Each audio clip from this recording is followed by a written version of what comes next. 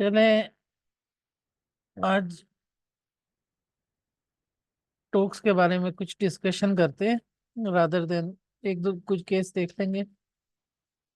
लेकिन मुझे याद पड़ता है जब मैं टोक्स दे रहा था लास्ट 2022 में, जून जुलाई का महीना था, जुलाई। तो उधर ग्रुप में एक हमारी सीनियर थी, अब मुझे नाम ही याद नहीं है, लेकिन उसने कुछ वॉइस नोट्स भेजे थे। और वो वॉइस नोट्स जो थे वो एक फैक्टर बने मेरे एग्जाम में अच्छा परफॉर्म करने के लिए।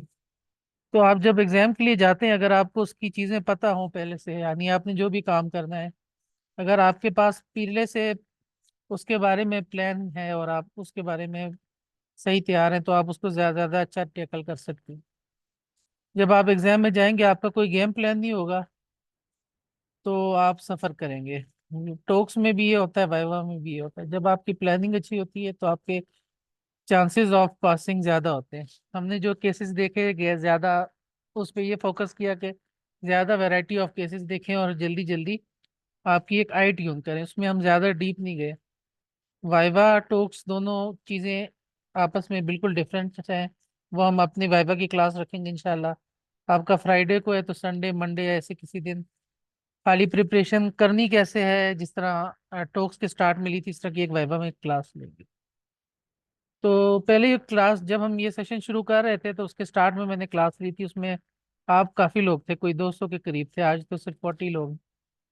तो हमने यही डिस्कस किया था, वही चीज हम दोबारा रिवाइज करेंगे, ताकि परसों आप लोगों का इंशाल्लाह टॉक्स है, तो आप लोगों को पता हो कि उसमें करना क्या है।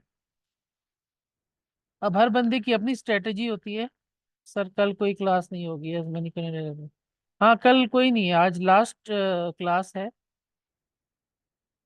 और कल पढ़ने का भी फायदा नहीं है, अभी तक आप लोगों ने जो भी पढ़ लिया है ना, मैं तो ये आपको सजेस्ट करूंगा कि आप लोग कल स्टडी ना करें। लेकिन आज थोड़ी डिस्कशन करेंगे कि आप लोग भी, आपकी कोई क्वेरीज हैं तो आप उसके बारे में पूछ लें, ताकि परसों जब आप एग्जाम देने जाएंगे तो आप ये ना हो कि आपके लिए एग्जाम एक सरप्राइज हो। तो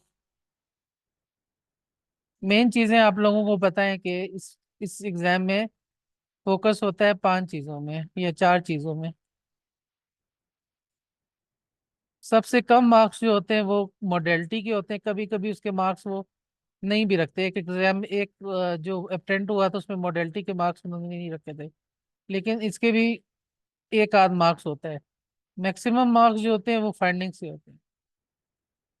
अब आप लोगों ने तैयारी कर ली, आपके पास जो भी आता है, सबसे इंपॉर्टेंट चीजें जो होती हैं, जो कि उसके पर्टिनेंट पॉजिटिव फाइंडिंग्स होती हैं। फिर उसके बाद उसकी पर्टिनेंट नेगेटिव, जो कि उसके डिफरेंशियल डायग्नोसिस को नैरो कर देती है। उसके अलावा इसमें आपने बज वर्ड्स का इस्तेमाल करना होता है। ये तीनों चीजें आप लिखेंगे तो आपको फाइंडिंग्स के मैक्सिमम मार्क्स मिलेंगे। अगर आपने बज वर्ड यूज नहीं किया, जैसे फाइब्रस डिस्प्लेजिया का केस है और उसमें आपने ग्राउंड ग्लास उसका वर्ड, ओपेसिटी उसका वर्ड आपने यूज नहीं किया, आपने एंडोस्टियल स्कैल्पिंग का वर्ड यूज नहीं किया, ठीक है, और फिर आपने pertinent negatives, no aggressive periosteal reaction, no soft tissue component, ये वाली चीजें आपने नहीं लिखी, तो उसमें आपके मार्क्स कट जाएंगे।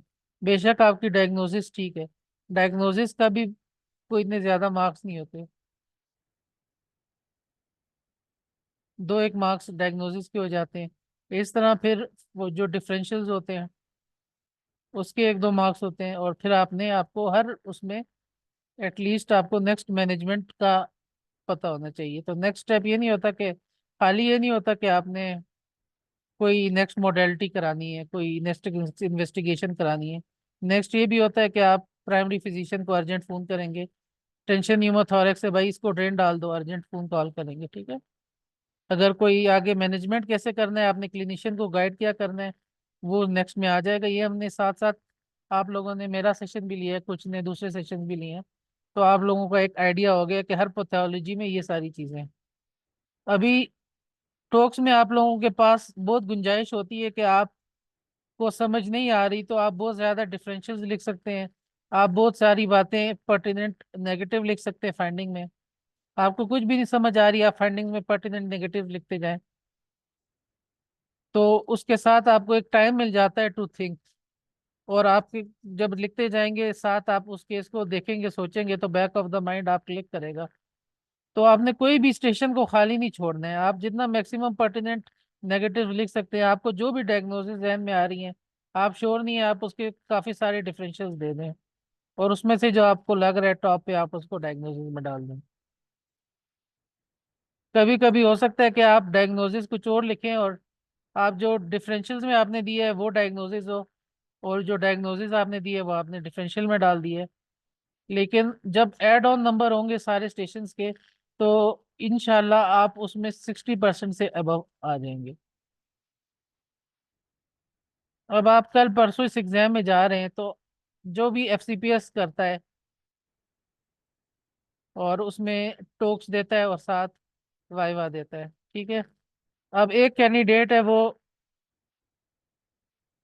टोक्स में 95% लेता है, और उसमें भी 90% लेता है वाइवा में भी। और एक कैंडिडेट है, वो 55% में एलिजिबल होता है और 60% में पास हो जाता है। At the end of the day ये भी कंसल्टेंट है, ये भी कंसल्टेंट है। अगर आपने बेस्ट परफॉर्म किया है अभी तक, एफसीपीएस में गोल्ड मेडल नहीं मिलता।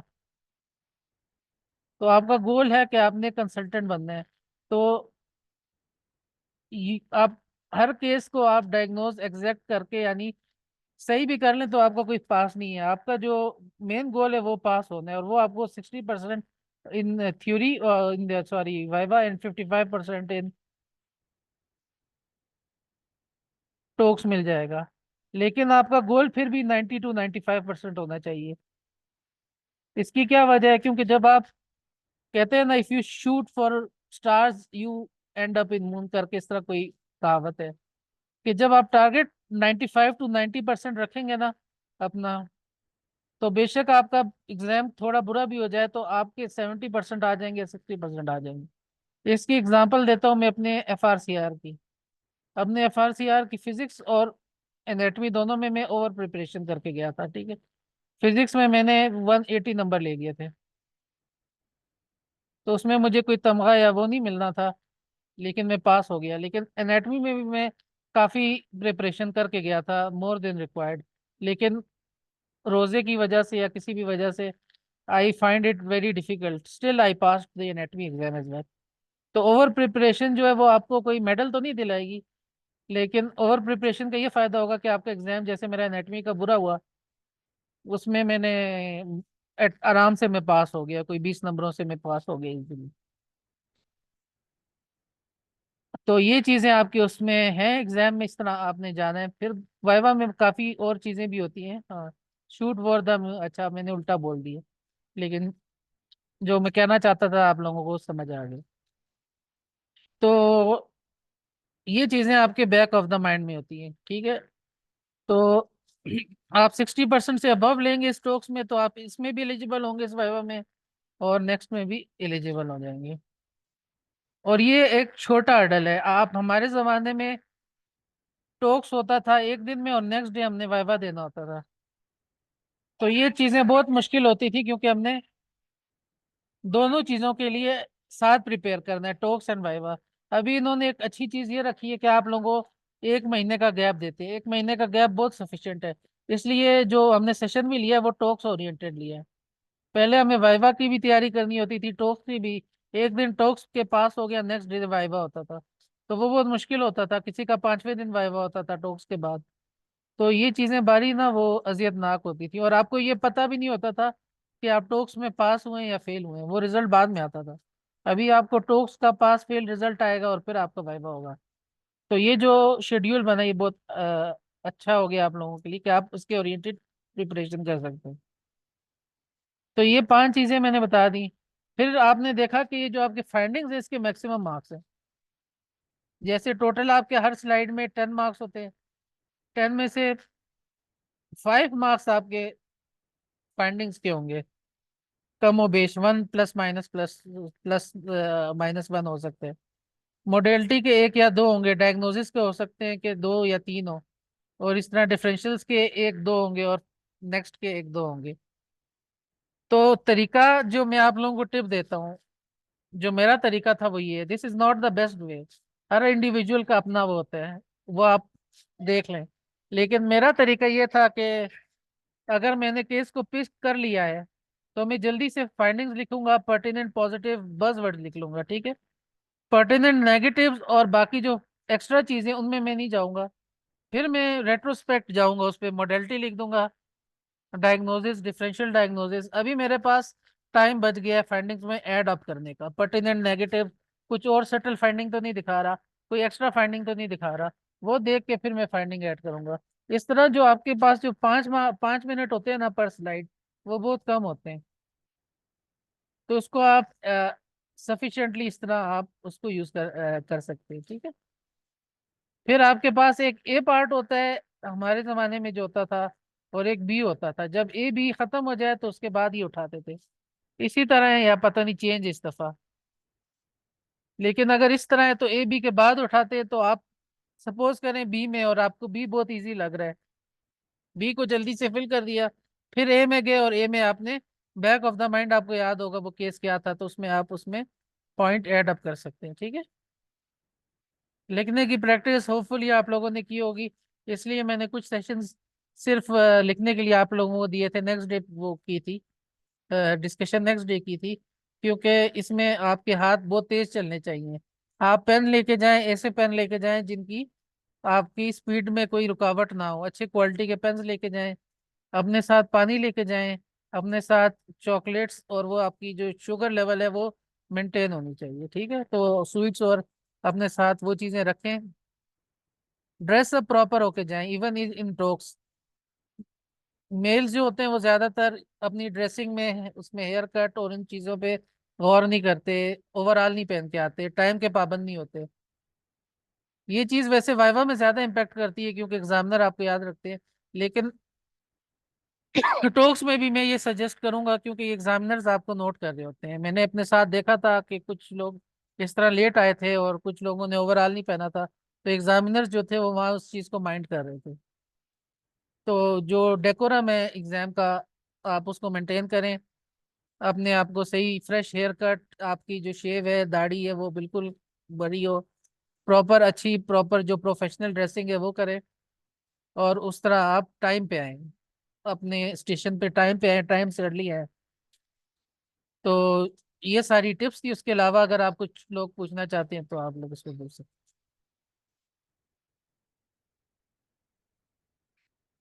कोई आप लोगों की क्वेरीज जो फर्स्ट टाइम दे रहे हैं, काफी तो सेकंड टाइम वाले भी हैं। सर एक क्वेश्चन। जी जी। सर क्वेश्चन ये है कि जब ये टोक्स एग्जाम की जब चेकिंग होती है तो उसके हम्म, अंदर एग्जामिनर्स जो हैं वो स्टेप बाय स्टेप सारे क्वेश्चंस के आंसर्स देखते हैं कि कैंडिडेट ने क्या लिखे हैं, या कभी कभार ऐसे भी करते हैं कि जस्ट डायग्नोसिस देख लेते हैं, कि अगर उसने डायग्नोसिस गलत लिखा है तो फिर वो फाइंडिंग्स वगैरह जो हैं वो फिर नहीं देखते, ऐसा तो नहीं कुछ नहीं करते? नहीं नहीं, आपके डायग्नोसिस के एक दो भाग से वो सारी चीजें लेबल हुई हुई हैं। आपकी एक एक लाइन जो है ना, जैसे वो पुरानी स्लाइड तो मैंने अभी नहीं लगाई, लेकिन कोई भी आपके पास आती है, जैसे बोन ट्यूमर्स में मैंने ये एक एग्जांपल दे दिया, वो किसी भी चीज में हो सकता है। उसके जो पर्टिनेंट नेगेटिव्स हैं, खाली आपने वो भी करेक्ट रखे ना, उसके 3 मार्क्स आपको मिल जाएंगे। No aggressive periosteal reaction, no soft tissue component, no cortical break, no fracture, इन चीजों के भी आपको मार्क्स मिल जाएंगे, बेशक आपने आगे ब्लंडर मार दिया। तो इसलिए मैं कह रहा हूँ, don't leave any station blank. ओ, कोई नेगेटिव मार्किंग नहीं है। आप ब्लंडर मारते हैं ना, उसका कोई नेगेटिव वो नहीं कर सकता आपको, कि आपने कोई ब्लंडर मार दिया तो वो फाइंडिंग्स के नाम नंबर भी काट देगा, नहीं। He has to stick by the key. और ये आप लोगों के लिए आज थोड़े से केसेस दिखाऊंगा। उसके अलावा अगर आप लोग, सर अगर डायग्नोसिस जो है हमने डिफरेंशियल में लिखा हुआ है, तो डायग्नोसिस कौन, हाँ अभी ये एग्जामिनर टू एग्जामिनर है। आप ये आपकी लक है, क्योंकि जो चेक करने वाला है ना डायग्नोसिस, ऑफिशियली तो ये कि आपने जो डायग्नोसिस दी उसका नंबर है और डिफरेंशियल्स के नहीं। लेकिन कुछ एग्जामिनर्स होते हैं वो देखते हैं यार ये मुश्किल चीज़ है, और वो डायग्नोसिस ने डिफरेंशियल में दे दिए, तो वो आपको मार्क्स दे भी देते हैं। थोड़ा ओपन उसमें रह जाते हैं। मेरी क्लास, तो वो फिर आपकी एक लक बेस्ड है। दूसरा ये कि जब टॉक्स डिफिकल्ट होता है तो उसमें फिर ये सारे एग्जामिनर जो होते हैं ये मिलकर डिस्कशन भी करते हैं। कभी कभी अगर बहुत बुरा टॉक्स आएगा ना तो उसमें फिर ये करेंगे कि वो मिलके उसकी पासिंग जो है वो चीजें कम कर देंगे और उसमें एक्स्ट्रा मार्क्स आपको अलॉट कर देंगे। मल्टी सीक्वेंशियल आप लोग देखें ना, आपके पास टाइम कितना है। अगर एमआरआई के सीक्वेंस आइडेंटिफाई करके आप जल्दी लिख सकते हैं तो बेटर तो ये है कि आप सीक्वेंसेस लिख दें। लेकिन अगर आपके पास टाइम नहीं है तो उसमें इतना ज्यादा टाइम वेस्ट ना करें, क्योंकि उसके मैक्सिमम 2 मार्क्स होंगे, मिनिमम 1 मार्क्स होगा, 1 से 2 से ज्यादा मार्क्स नहीं होंगे। स्पेसिफिकली उन्होंने मेंशन भी किया है जैसे कुछ इंटरेक्टिव सेशन में, identify this sequence, which sequence is best for this pathology, इस तरह की क्वेश्चन। तो उसमें आपने सीक्वेंसेस देखने होते हैं। लेकिन मल्टी सीक्वेंशियल लिख सकते हैं अगर आपको बहुत जल्दी में और आपकी वो स्पीड उस तरह नहीं बन रही है। ए और बी वाला। एक क्वेश्चन हाँ हाँ पूछना था बताएं। सर। अक्सर ऐसे होता है कि रैंडम लाइंस में ना कोई T2 का सीक्वेंस लगा हुआ है, फिर T1 हम्म, है, फिर कोई फैट हम्म, सेट है, फिर T2 का कोई हम्म, दिखा दिया है, फिर हम्म, T1 पोस्ट कंट्रास्ट दिखा दिया है। हम्म, तो हमने इस तरह तो नहीं, हमने उनके सीक्वेंस से तो नहीं चलना होता कि पहले T2 है तो हम T2 लिखेंगे, फिर T1 है तो फिर T1 लिखेंगे। या हम हाँ रैंडम लिख सकते हैं कि ओवरऑल अगर ये 6 का हमें इमेज दिखाया है तो उसमें एक हमें T1 नजर आ रहा है, T2 हम्म, है और फैट सेट है, मतलब हम बस हाँ ब्रैकेट में ये लिख दें T1 T2 फैट सेट। चाहे उसमें दो हाँ, T2 है, चाहे उसमें एक T1 है, हम्म, चाहे एक T1 पोस्ट कंट्रास्ट है, वो हमने सबको मेंशन उस सीक्वेंस में तो नहीं करना नहीं ना। नहीं, इसमें नहीं करना। ये यानी अभी जैसे जैसे ठीक है। एग्जाम एग्जाम आ रहा है ना, अभी हमें डॉक्टर राशिद बताते हैं। डॉक्टर राशिद को मैं बहुत मेंशन करता हूँ, आउटस्टैंडिंग टीचर हैं। उनको भी मैं कहता हूँ यूट्यूब चैनल बनाए, ऑनलाइन टीचिंग करें तो आप लोग ही, वो उनका तो एक अलग लेवल है। तो उनकी वो बताते थे कि जब वो एमआरआई की दे रहे थे तब पाकिस्तान में एमआरआई बहुत पीछे था। तो उस जमाने में वो सीक्वेंस पे ज्यादा फोकस करते थे कि वो एग्जामिनर से आप सिर्फ सीक्वेंसेस बताया ना वो फिल्म को पास कर देते, T1 T2 फ्लेयर। लेकिन अभी एग्जामिनर जो है ना, जो मैंने देखा है, मिक्स अप्रोच है। लेकिन बहुत से एग्जामिनर इस चीज से बॉदर नहीं होते। वो तो ये समझते हैं कि यार आपको सीक्वेंसेस तो एटलीस्ट पता है, या नहीं भी पता तो वो खुद से बता देते हैं। कुछ एग्जामिनर है जिसके लिए मैंने वो एमएसके में हाउ टू आइडेंटिफाई वो एक सेशन लिया था और उसमें लगाया था वीडियो। इंशाल्लाह ब्रेन के और बाकी भी सीक्वेंसेस हम वाइवा में करेंगे। तो ये एग्जामिनर टू एग्जामिनर होता है, लेकिन आजकल के एग्जाम में ये फोकस नहीं होता कि आपने सारे सीक्वेंसेस बताने हैं। वो पैथोलॉजी पे ज्यादा फोकस होते हैं मेनली। जी ठीक है। अच्छा, जी किसी ने ठीक है। कहा ना इंटरवेंशनल रेडियोलॉजी, हाँ वो मैंने भी कोशिश की थी, बस इधर कोई मुझे वो मिला नहीं तो आप लोगों के साथ नहीं लगा सका उसमें। वाइवा में कोशिश करूंगा कि आईआर का एक अलग सेशन ले लूं। आईआर का ये ना देखे कि आपने एग्जाम पास करने हैं, हमने जो अभी डिस्कस किया था, और 60% में यू आप 60% से अबव जो लेते हैं और 90% दोनों में कोई फर्क नहीं है। Both are eligible for the next part and this part. तो जो आपके टोटल स्टेशन है वो 30 होते हैं। अच्छा अभी सिंगल पेपर, अच्छा वो होता है, ठीक है ठीक। 30 आपके स्टेशन आएंगे ना, यही है, अभी भी यही सिस्टम है। 30 में से अगर आपने 17 18 अच्छे कर लिए तो आप आराम से 60% ले सकते हैं। और इस तरह नहीं है कि आप बिल्कुल ही उसमें जीरो होंगे, आपको कुछ ना कुछ तो पता चलेगा कि वो उसमें गैस्ट्रिक आर्टरी दिखा रहा है कोई, उसकी एनजीओ जो है ब्रेन की एनजीओ है, कुछ ना कुछ तो आप लिखेंगे ना। तो उस तरह, या कोई बायोप्सी दिखा रहा है, तो आप कुछ भी लिख दें तो उसका अगर आप ब्लंडर भी मारते हैं तो नेगेटिव मार्किंग नहीं है आपको। अगर वो उधर जाके 1 2 नंबर भी उस स्लाइड में दे देता है तो that would be a bonus. Don't leave it blank, don't leave anything blank. आप बेशक लैला मजनू की कहानी भी लिखते हैं वो भी लिख दें, क्योंकि अगर वो उसमें भी 1 नंबर दे देगा ना तो आपको क्योंकि 50 मैंने ऐसे लोग देखे हैं जो 54 पे फेल हुए हैं और 59 पे जो दोबारा नहीं दे सके। तो एक एक मार्क्स मैटर करता है, ठीक है। सर मेरा एक क्वेश्चन है। हाँ डॉक्टर सर है ये हाँ। पहले से आईएमएम में जो है, सर पहले आईएमएम में जो है तो दो होते थे ना, मतलब ए और बी, दो हम्म, मिनट एक के और 3 मिनट एक के, हाँ अभी बस सिंगल ही होते हैं ना पूरा पूरा, और 5 मिनट्स एक के होते हैं, ऐसे ही है ना? हाँ इसी तरह है। जो रिसेंट कैंडिडेट्स हैं वो ठीक है, इसको मतलब कि कंफर्म भी फाइव कर मिनट्स एक सकते हैं हैं। तो 30 मिनट्स के हिसाब से 2.5 घंटे हुए। जो जी रिसेंट जी। कैंडिडेट्स हैं वो इस चीज को कंफर्म भी कर लें जिन्होंने लास्ट टॉक दिया कि 5 मिनट पर स्टेशन, इसी तरह ही है और एक स्टेशन।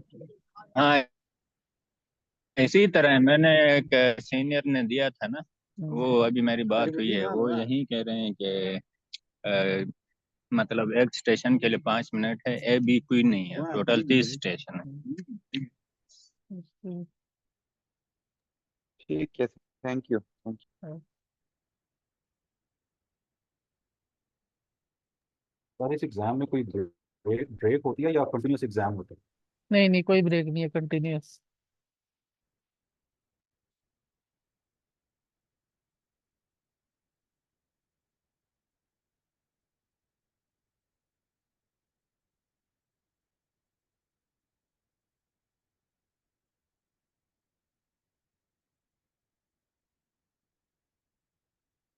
मुझे बस 1-2 मिनट सर फिर देंगे, एक केसेस। केसेस जी एक दो सर। देखते हैं, मुझे 2 मिनट जरा दे दें, एक इम्पोर्टेंट मैसेज करना।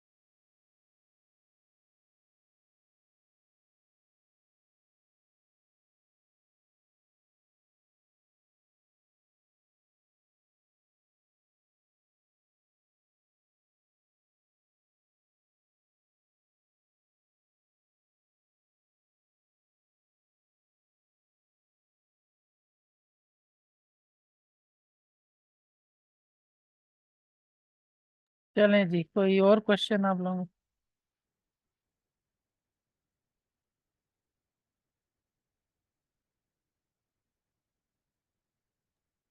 सर वैसे अच्छा। मतलब डिफरेंट क्वेश्चन है कि अभी आपने रिसेंटली जो आरसीआर के मॉड्यूल दिए नेट फिजिक्स पर मॉड्यूल फीस कितनी है सर एग्जाम? आरसीआर का क्या कहते? सर जो एनाटॉमी और फिजिक्स के जो मॉड्यूल भी हाँ। आपने क्लियर किए हैं तो वो फीस कितनी थी एनाटॉमी की और फिजिक्स की सर? फीस तो ज्यादा से ज्यादा हो रही डॉक्टर है बस। अजीम, ये बहुत वेरी हाँ। करती है। सर ये वेरी कर रही है बहुत, क्योंकि जब हम्म, स्टार्ट में हमारे जो मतलब साथ थे उन्होंने दिया था, तो उस वक्त आई गेस 70-80 थाउजेंड थी। अभी उसके बाद फिर 1.5 लाख हुई है। अभी 1,80,000 तक चली गई है। तो वो टाइम के साथ ज़्यादा हो रही है। हम्म, वो वेरी करती है, वो इतनी क्लियर कट नहीं है। अभी जो FRCR 2B का एग्ज़ाम तो मैंने वो किया है, वो जो मेंबर्स के लिए था, वो ऑलमोस्ट 3 लाख का था और मुझे 3,80,000 का पड़ा है। तो ये बहुत वेरी करता है टाइम के साथ। ये हाँ, बहुत ठीक है रूठ रहे ठीक हैं यार ये। FRCR वाले, लेकिन चलें अभी एवरेज FCPS ये है में। कि FRCR 170 180 तक जाएगा आगे अच्छा। मेरे ख्याल में, और 2A जो है वो 2.5 तक पहुंच जाएगा। हम्म, मैं तो स्टेप्स का सोच रहा हूँ अभी। इतने में तो स्टेप्स भी हो जाते हैं। चलें ठीक है। ये जी केस वन और अगर आप कौन। यूएस चले गए तो सर हमें गाइड कौन करेगा आगे एग्जाम के सिलसिले में? क्यों नहीं, मैं अपनी टीचिंग नहीं छोड़ूंगा इंशाल्लाह।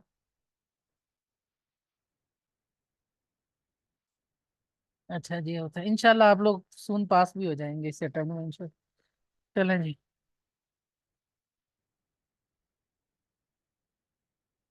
कौन बताएगा? केस वन पहले देखा हुआ है।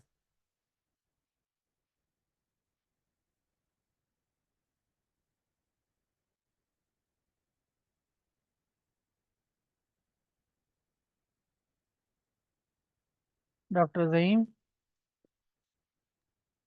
जी सर। बताएं जी, क्या लग रहा है?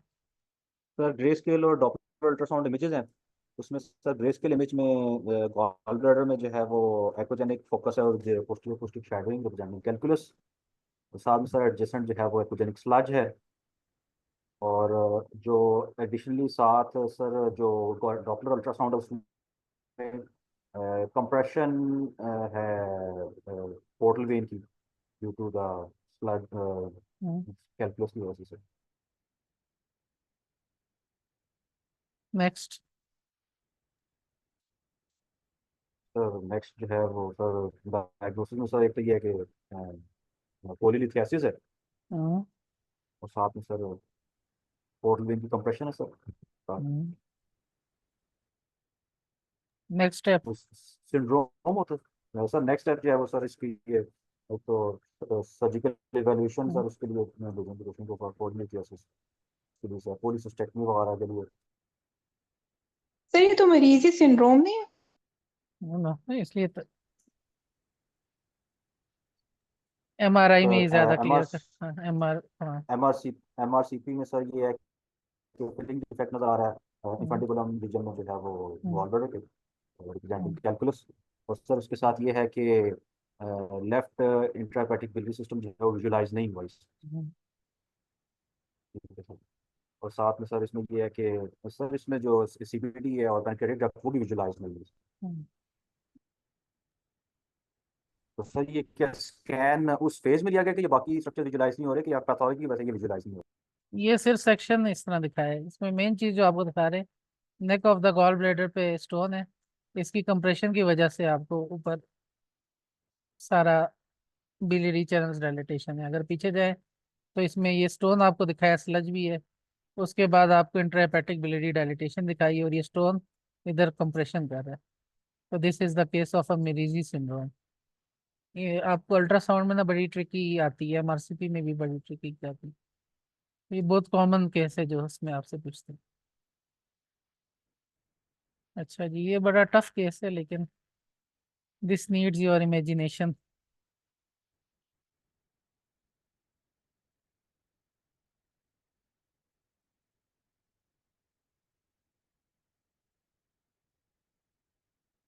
Severe abdominal pain, middle age, 45 year old women, old age कर लें।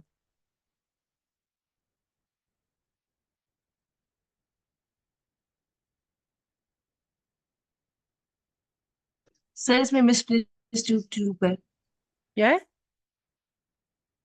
T tube. टीट क्या?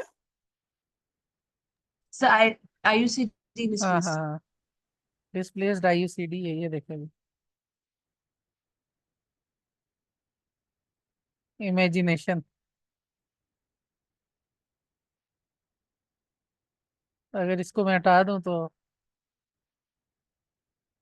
फिर इसको कंफर्म करने के लिए एक्सरे में आपको टिपिकल वो IUCD मिलेगी। तो ये एब्डोमिनल पेन के साथ आई थी, बाकी चीजें उसमें कोई ऐसी फाइंडिंग नहीं मिली। लेकिन इधर आपको एक सर स्ट्रक्चर मिल रहा था जो कि एब्डोमिनल, ये सर स्ट्रक्चर है। इसका एक्सरे करवा लेते हैं, इन लोगों ने MR क्यों करा दिया क्योंकि डायरेक्ट? इनको डायग्नोसिस नहीं पता थी ना इनको, नहीं पता, शक नहीं था इसमें कि ये डिस्प्लेस्ड आईयूसीडी का केस है। ये एब्डोमिनल पेन के साथ आई थी severe। जब इन्होंने एमआरआई किया तो उनको इस तरह टी ट्यूब स्ट्रक्चर मिला। फिर एक्सरे किया तो उसमें कंफर्म हो गया कि this was the displaced case of IUCD.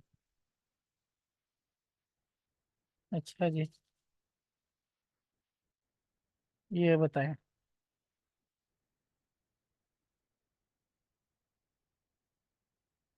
ये सब बल्कि लेफ्ट हाला है हम्म, और राइट जो एपिकल जोन में नॉन होमोजेनियस स्पेसिफिकेशन है, तो कोई ऑब्स्ट्रक्टिव काज भी हो सकती है। इसमें मल्टीपल डीडीज रखेंगे और पेन पोस्ट को भी रखेंगे। एक ट्रायंगुलर ओपेसिटी है लेटरल चेस्ट वॉल पे एपिकल जोन में। और कुछ? तो सर ये right middle to lower zone के अंदर जो है वो ग्राउंड क्लास और कंसोलिडेशन मिक्स ओपेसिटी आ रही है sir, right middle to sir lower right zone के लोअर अंदर। जोन में large area pneumothorax wedge shape आ रही नीमोथोरिक्स आ है। रहा है सर, और लिम्फेजाइटिस कार्सिनोमेटोसिस के साथ। सर लेफ्ट क्लेविकल भी इरोडेड है लैटरली, और राइट लंग का रिड्यूस वॉल्यूम है। एपिकल जोन में फाइब्रोसिस भी है हम्म, और उसका in compare to left upper apical zone के राइट तो जो कोई क्रॉनिक तो जो लेफ्ट क्लेविकल इरोडेड है ना डिस्टल एंड पे सर, उसके साथ जो इस इमेज में है एक सॉफ्ट हम्म, टिश्यू डेंसिटी भी नजर आ रही है उसकी हम्म, एडजेसेंट जो है इरोजन के साथ साथ। पेशेंट की हिस्ट्री है severe vomiting and unbearable chest pain. For have sir pneumo mediastinum भी लग रहा है एयर राइट साइड पे। ये जी देखिए, सर। राइट एपिकल में सर पैराट्रेकल रीजन में एक एयर जा रही है ऊपर, ये ये जो मार्किंग कर रहे हैं। नेक्स्ट क्या करेंगे इससे हिस्ट्री? कोलैप्स भी हो सकता है। Water soluble. सीटी भी कर सकते हैं। सीटी कर लें, साथ उसको ऑरल कॉन्ट्रास्ट दे दें। बोरहाफ सिंड्रोम में क्या होता है? इसोफेजियल लीक होती है। बोर है में न्यूमोपेरिटोनियम होगी सर। इसोफेगस का सर न्यूमोपेरिटोनियम होगी। ट्रांसम्यूरल रप्चर हो जाता है नीमोमीडिएस्टिनम, नीमोमीडिया। रप्चर होने मीडियास्टिनम। की वजह से न्यूमोपेरिटोनियम न्यूमोपेरिकार्डियम न्यूमोमेडिसिनम आ जाएगी। और सर इसमें ये होता है कि हेमेटोमेसिस नहीं होती। अब देखें इसमें क्या हो रहा है। तो ऑरल क्लियर कॉन्ट्रास्ट के आउटलाइन साथ का भी सीटी की है। प्लूरल प्लाक आ रहा है ये कंट्रास्ट कैल्सिफाइड। ये सर कैल्सिफिकेशन हेमाटोमा है। एंड साथ में एबनॉर्मल जो है उसकी कन्फिगरेशन हेमाटोमा है से of the wall of the oesophagus properly visualise नहीं हो रहा एयर है भी है सर इसमें। सराउंडिंग एयर है। जी सर। एयर भी आ रही है एक्स्ट्रा। एक तो मिनट। सर ये ऐसा हेमाटोमा नहीं लग रहा था जैसे राइट साइड पे पहले से अल्बुमिन फाइब्रोथोरैक्स है, रिड्यूस्ड ऐसी है। कोई पोस्ट ट्यूबरकुलस चेंज भी हो, कोई पेशेंट पहले से टीबी या वो इन्फेक्टिव चेंजेस हैं, एक्सपायरेट भी किया होगा इसने, और साथ कुछ कैल्सिफिकेशन भी आ रही है, कोई पुरानी चीज। लेकिन मेन इशू जो है ना इसको अभी ये है कि जो इसको वॉमिटिंग और इसको सिवियर चेस्ट पेन हो रही है वो इसोफेजियल परफोरेशन की वजह से हो रही है। तो इधर आपको इसोफेगस में डिफेक्ट भी मिल रहा है, साथ पूलिंग ऑफ द कॉन्ट्रास्ट भी मिल रही है, और एक्स्ट्रा एयर भी मिल रही है जो इसोफेगस को सराउंड कर रही है। तो ये न्यूमो मीडियास्टिनम भी हो रहा है, और इसका जो लीक वाला पॉइंट है वो भी हमने कॉन्ट्रास्ट है, तो ओरल कॉन्ट्रास्ट दे के सीटी करा के कंफर्म कर सकते हैं। So this was the case of Borhav syndrome.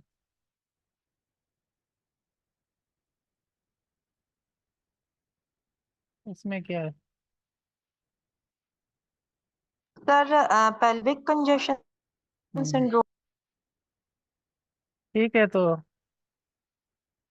Uterus थोड़ी सी बल्की है, उसके एडिनक्सा भी बल्की है, लेकिन जो मेन चीज है वो उसके पैरामीट्रियल वेसल्स बहुत ज्यादा वो है। ठीक है, ये डीएसए में भी दिखाते हैं, अल्ट्रासाउंड में भी दिखाते हैं, और it is one of the commonest वो cause of the pain in the female. अच्छा, एक और चीज जो आप लोगों ने देखनी होती है ना, इससे अलग है कि कभी कभी वो राइट इलियक फोसा पेन होती है और उसमें आपको वो दिखाते हैं राइट ओवेरियन वेन की थ्रोम्बोसिस।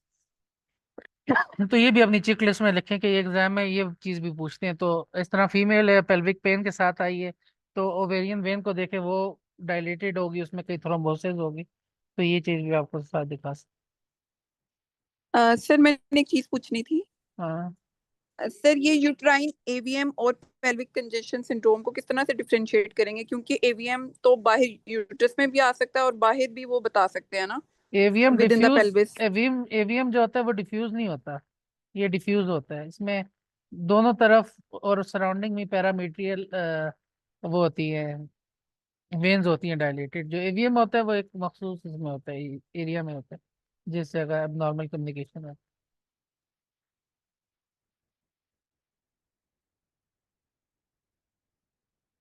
अच्छा जी। सर अगर हो तो आप उसको पेल्विक कंजेशन मतलब करें, इस तरह की कई बात किसी ने बताई थी, अभी मुझे याद नहीं है, पता नहीं हाँ किसी बताएं। क्लास में शायद। सर मायोमीट्रियम में एवीएम होता है और पैरा यूट्राइन जो होता है वो सर पहले। शायद ऐसी ही कोई बात थी अभी, हाँ ना, आप रिपीट कर दें डॉक्टर विनीत। वो जो पैरामीट्रियल वेसल्स है वो इसमें, एक मिनट, सर आपकी आवाज़ नहीं। स्क्रीन भी बंद है।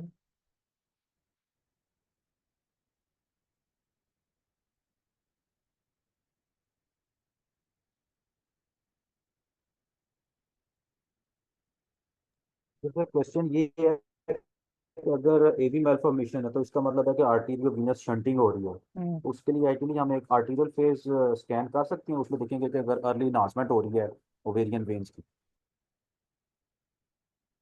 आइडियल ये है कि आप उसमें एमआरआई कराएंगे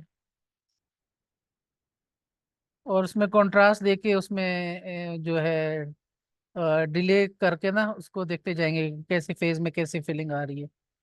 तो मेनली उसके लिए वो कराते हैं। अब वो वाली जो है ना, जैसे पेल्विक कंजेशन सिंड्रोम है, उसमें इस तरह की ये सारी आर्टरीज जो होंगी वो पैरामीट्रियल आर्टरीज हैं, वो सारी की सारी डायलेटेड होंगी डिफ्यूजली, वो इस तरह होगी।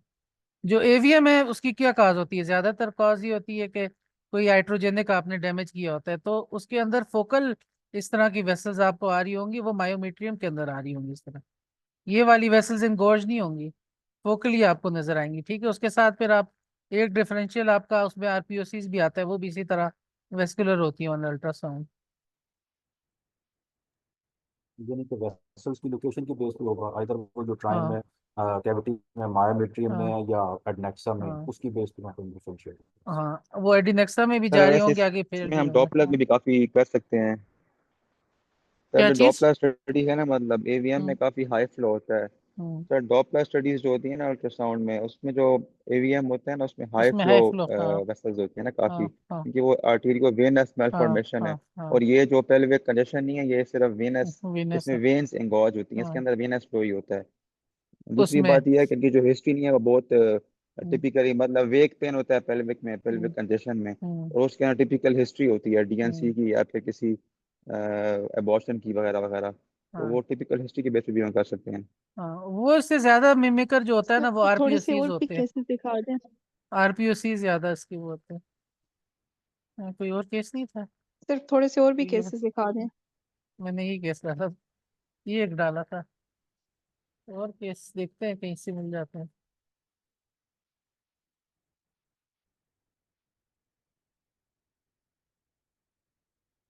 ये एक एंटी सर कैंसर मेरा एक क्वेश्चन है थेरेपी में था। डॉक्टर हाँ हाँ जीशान। हाँ हाँ, बताएं। सर ये अगर हम सिर्फ एक्सरे की मतलब फाइंडिंग्स देखें ना, तो अक्सर औकात ये जो लैम हो गया, एलसीएच हो गया, सिस्टिक फाइब्रोसिस हो हम्म गया, इनमें काफ़ी सिमिलरिटीज होती हैं। सिर्फ हम हम्म, एक्सरे की बेस पे इसको डायग्नोज नहीं कर सकते। तो अगर सिर्फ एक्सरे आए और हम लोग डीडीज डाल दें तो ये काफ़ी रहेगा, हाँ क्योंकि हाँ, हम एक्सरे, एक्सरे हाँ। की बेस पे डायग्नोज नहीं कर पाते, सीटी के हम्म, बगैर तो पॉसिबल नहीं करना। हाँ। तो वो एक्सरेज में ना आप डिफरेंशियल्स दे दें तो उस पे आपको फिल्म में आप नंबर ले जाएंगे। वो एक्सपेक्ट भी नहीं करते ना आपको उसमें डायग्नोसिस।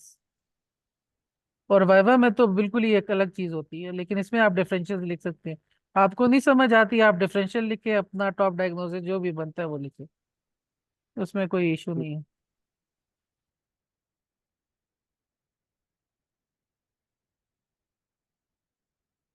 अच्छा जी। ये आप लोगों को और भी केसेस देखने का आज दिल करा। सर आपकी स्क्रीन उस तरह नहीं आ नहीं आ रही रहे केस स्लाइड नहीं आ पे। रहा सामने। अच्छा नहीं सर, फर्स्ट स्लाइड लगी हुई है ये, टोक्स टिप्स एंड ट्रिक्स, अच्छा ये अच्छा वाली लगी। अभी आ रही है। जी सर अभी आई।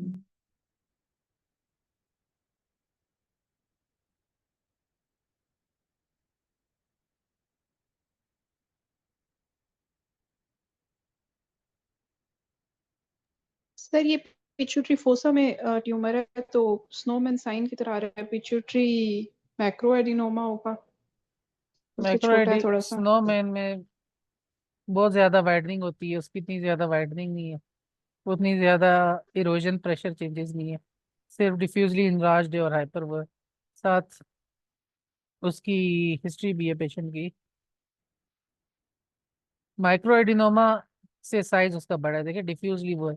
माइक्रो एडिनोमा का हमने कहा था less than 10 mm, वो ज्यादातर कॉन्ट्रास्ट में दिखाएंगे कि है नॉन इनहेंसिंग नोड्यूल सन मिलेगा। सर इसमें ये पिट्यूटरी थोड़ा सा स्टॉक की थिकनिंग है सर, हाँ पिट्यूटरी स्टॉक की हम्म, नोडुलर थिकनिंग आ रही है।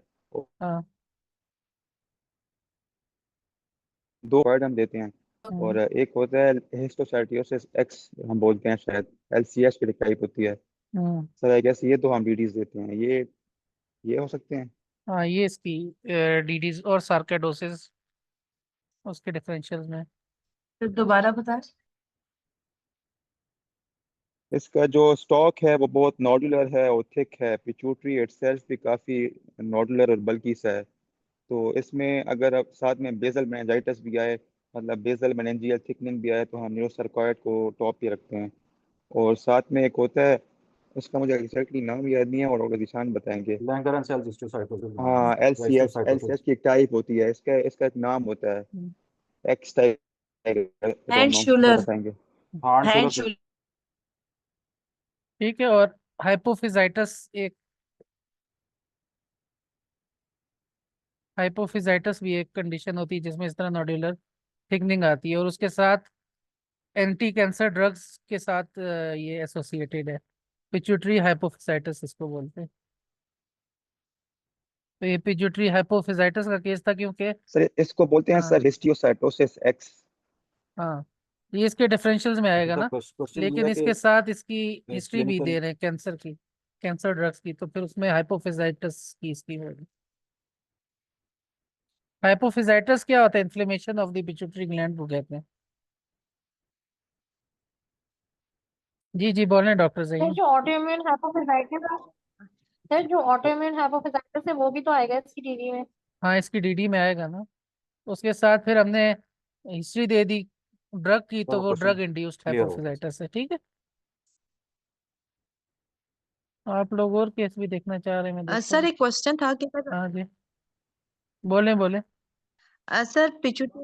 सर पिट्यूटरी एपोप्लेक्सी जो है सर, उसमें ये फिनोमेना होता है कि ऑलरेडी जो मैस है उसमें हेमरेज हो गया, वो T1 पे हाइपर इंटेंस नजर आ रहा है। और सर जो शीहान सिंड्रोम होता है उसमें सर पिट्यूटरी ग्लैंड की नेक्रोसिस हो जाती है और उसमें पेरिफेरल एनहांसमेंट आ जाती है, इस तरह है। उसमें भी ब्लीडिंग होती है, उसमें नेक्रोटिक एरियाज भी होंगे। ये दोनों एक दूसरे के वही है ना, आगे जाके वो चियान सिंड्रोम में चला जाता है।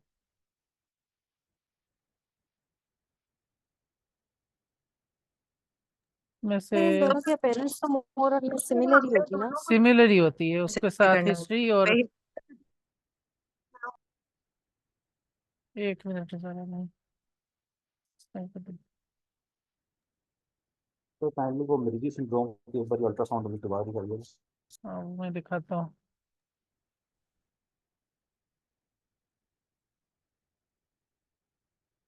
आज भी स्टूडेंट्स का मैं लगता है ट्रेवल कर रहे हैं या बस थक गए, या कोई और सेशन भी चल रहा है। स्क्रीन आ रही है मेरी?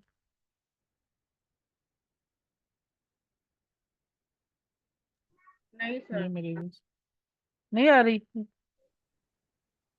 अब आप हाँ अच्छा सर क्वेश्चन ये है कि हाँ ये इंट्रापैटिक बिली डायलिटेशन तो वो नजर आ गई कि उसमें हाँ फ्लो नहीं नजर आ रहा पोर्टल वेन हम्म, के साथ ऊपर जो डक्ट्स हैं उसको, तो हाँ अब इस केस में सर इसमें मतलब आगे जाके वो जो विल्री इंटेरिक फिस्टुला बनता है, इसमें कोई भी वो फीचर्स तो नहीं आ रहे ना इसके कि जी ये जब वो स्टोन रोड करके तो जो है वो जा रहा है ड्यूडेनम के अंदर। ड्यूडेनम नहीं दिखा रहे ना इसमें, वो दिखा ड्यूडेनम की इस तरह की तो वॉल नहीं होती है ये। सर इसकी पूरी स्टेजिंग होती है, मतलब कि पहले सिर्फ ये कंप्रेस करता है, फिर उसको इरोड करता है, तो फिस्टुला बन जाता है, तो ये स्टेज हाँ। सर एक क्वेश्चन है कि इससे रिलेटेड नहीं कोर्स सर। सर रिफ्लक्स और कंजाइटल मेगायूरेटर को कैसे डिफरेंशिएट करेंगे? रिफ्लेक्स और सर मेगायूरेटर किसी के है माइंड में कोई बात?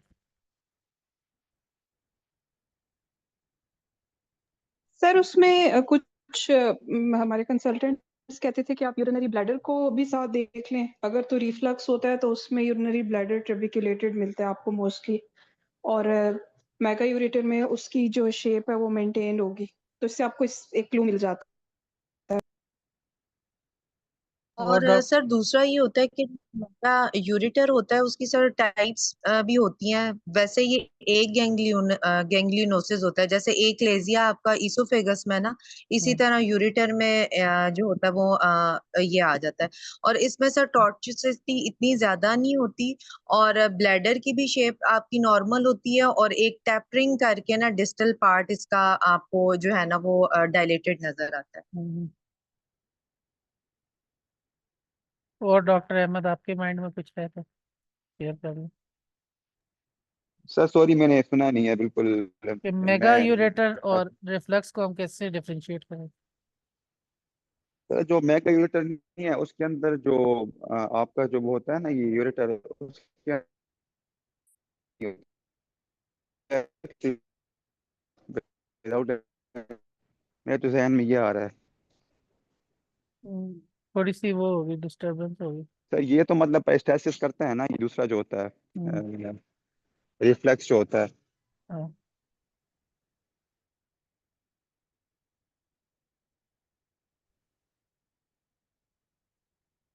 और केसेस देखने मेरे ख्याल से बस करते हैं आप लोग, और फिर ओवर सेचुरेट हो गए। कोई मेन चीजें वो आप लोग हैंड रिवाइज कर शोल्डर लें वाला रादर देन दोबारा न्यू दिखा चीजें। दें प्लीज। क्या चीज? सर हैंड शोल्डर वाला दोबारा दिखा दें। लास्ट इसमें जो इम्पोर्टेंट चीज है ना, एक मिनट, वो थी हिस्ट्री। यार मैंने चोर लगा दी।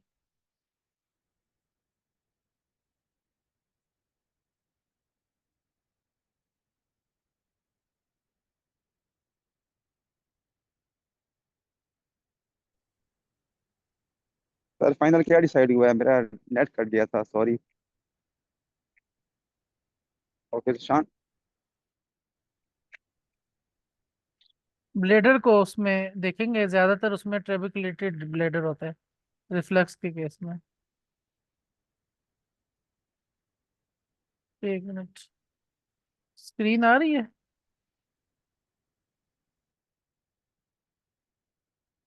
पॉज लिखा आ रहा है।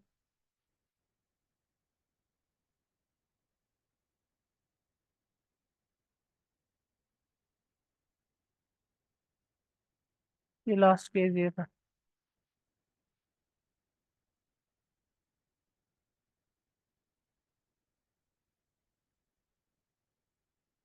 चलें आप लोग अभी टॉक्स देके फ्री हो जाए ना, तो एक और क्लास करते हैं उसके पे, वाइवा पे। तो ये इंशाल्लाह आप लोगों के लिए इजी स्टेप होगा और मेजोरिटी ऑफ आप पास हो जाएंगे। लेकिन वाइवा को इजी नहीं लेना। नेक्स्ट डे ऑफ टॉक्स के बाद आप थोड़ा सा रेस्ट करें और अगले दिन से आप तैयारी शुरू करें। एटलीस्ट 24 आवर्स का रेस्ट लें, क्योंकि जो आपका वाइवा होगा वो बहुत टफ होगा एज कम्पेयर टू टॉक्स। तो कंप्लाइंट नहीं होना इसके साथ।